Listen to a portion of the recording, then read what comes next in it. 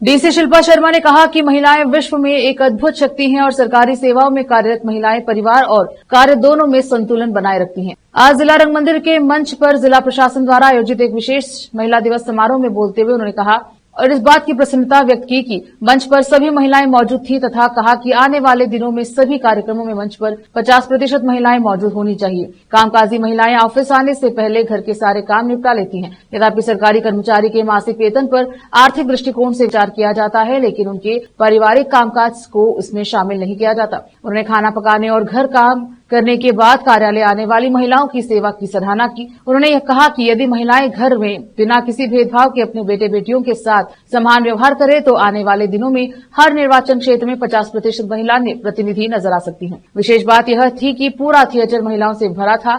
चर्चाएं स्वतंत्र रूप से आयोजित की गई। डीसी ने महिला दिवस मनाने के लिए केक काटा। विशेष संवाददाता की रिपोर्ट। ಮೋಸ್ಟ್ಲಿ ಮಹಿಳೆಯರು ಯಾರ್ಯಾರು ವರ್ಕಿಂಗ್ ಇದ್ದಾರೆ ಅವರು ಕೆಲಸಕ್ಕೆ ಬರೋಕ್ಕಿಂತ ಮುಂಚೆ ಮನೆಯಲ್ಲಿ ಕೆಲಸ ಮಾಡಿನೇ ಬರ್ತಾರೆ. ಆ ಕೆಲಸ ಮನೆಯಲ್ಲಿ ಏನು ಕೆಲಸ ಮಾಡ್ತಾರೆ ಅದನ್ನು ಏನು ಕೌಂಟಿಂಗ್ನೂ ಇಲ್ಲ. ನೀವು ಆಫೀಸ್ಗೆ ಕಚೇರಿಗೆ ಏನು ಬರ್ತೀರಿ ಅದನ್ನು ಅಟ್ಲೀಸ್ಟ್ ನಿಮಗೆ ಸ್ಯಾಲ್ರಿ ಸಂಬಳ ಕೂಡ ಸಿಗುತ್ತೆ. ಒಂದು ಆರ್ಥಿಕ ಚಟುವಟಿಕೆಯಲ್ಲಿ ಅದು ಕೌಂಟ್ ಕೂಡ ಆಗುತ್ತೆ. ಬಜೆಟ್ನಲ್ಲಿ ಕೂಡ ಆ ಸ್ಯಾಲ್ರಿ ಕೌಂಟ್ ಆಗುತ್ತೆ. ದಟ್ ನೀವು ಮಹಿಳೆಯರಿಗೂ ಕೊಡಬೇಕು. ಮೋಸ್ಟ್ಲಿ ಮಹಿಳೆಯರು ಮನೆಯಲ್ಲಿ ಏನು ಕೆಲಸ ಮಾಡ್ತಾರೆ ಅದನ್ನು ಯಾವುದೇ ಆರ್ಥಿಕ ಚಟುವಟಿಕೆಯಲ್ಲಿ ಕೌಂಟಿಂಗ್ ಇಲ್ಲ. ನೀವೆಲ್ಲರೂ ಅಡುಗೆ ಮಾಡ್ತೀರಿ, ಮಕ್ಕಳ ಬಟ್ಟೆ ಇಸ್ತ್ರಿ ಮಾಡ್ತೀರಿ, ಸ್ನ್ಯಾಕ್ಸ್ ರೆಡಿ ಮಾಡ್ತೀರಿ. ನಾವು ಹೊರಗಡೆಯಿಂದ ತರಿಸ್ಬೇಕಿದ್ರೆ ಎಷ್ಟು ಅದನ್ನು ಕಾಸ್ಟ್ ಆಗುತ್ತೆ. ಸೊ ಅದೇ ನೀವೆಲ್ಲರೂ ಅಷ್ಟೇ ಕೆಲಸ ಮಾಡಿ ಮತ್ತೆ ಆಫೀಸ್ಗೆ ನಿಮ್ಮ ಟೈಮ್ ಕೊಡ್ತಾ ಇದ್ದೀರಿ. ಅದಕ್ಕೆ ನೀವೆಲ್ಲರಿಗೂ ನಾನು ಧನ್ಯವಾದ ಕೂಡ ಸಲ್ಲಿಸುತ್ತೇನೆ ಮತ್ತು ನಿಮಗೆ ಅಪ್ರಿಸಿಯೇಷನ್ಸ್ ಕೂಡ ಸಲ್ಲಿಸುತ್ತೇನೆ.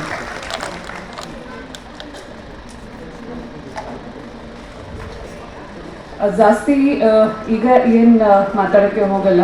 ನೀವೇ ಒಂದು ಇವತ್ತಿನ ಪ್ರೋಗ್ರಾಮ್ ನಿಮಗೋಸ್ಕರ ಇದೆ. ನೀವೆಲ್ಲರೂ ಓಪನ್ ಆಗಿ ಏನಾದರೂ ನಿಮ್ಮ ಮನಸ್ಸಿನಲ್ಲಿ ಇದೆ, ನಿಮ್ಮ ಹಂಚಿಕೆಗಳಿವೆ, ನೀವು ನಮ್ಮ ಹತ್ತಿರ ಓಪನ್ ಆಗಿ ಡಿಸ್ಕಷನ್ ಮಾಡಬೇಕು ಅಂತ ಇವತ್ತು ಇದು ಪ್ರೋಗ್ರಾಮ್ ಕೂಡ ನಾವು ಕರೆದಿದ್ದೀವಿ. ಮತ್ತು ಅದರ ಜೊತೆಯಲ್ಲಿ ಅದೇ ನಾನು ಹೇಳಿದಂಗೆ ಫ್ಯೂಚರ್ನಲ್ಲಿ ನೀವು ನಿಮ್ಮ ಮಕ್ಕಳು ಯಾರ್ಯಾರಿದ್ದಾರೆ ಅವರಿಗೂ ಈಕ್ವಲ್ ಆಗಿ ನೀವೂ ಅವರಿಗೂ ಪಾಠ ಮಾಡಿದರೆ ಮಾತ್ರ ನೆಕ್ಸ್ಟ್ ಜನ್ರೇಷನ್ನಲ್ಲಿ 50% ಇಕ್ವಾಲಿಟಿ ಅಂತ ಬರುತ್ತೆ.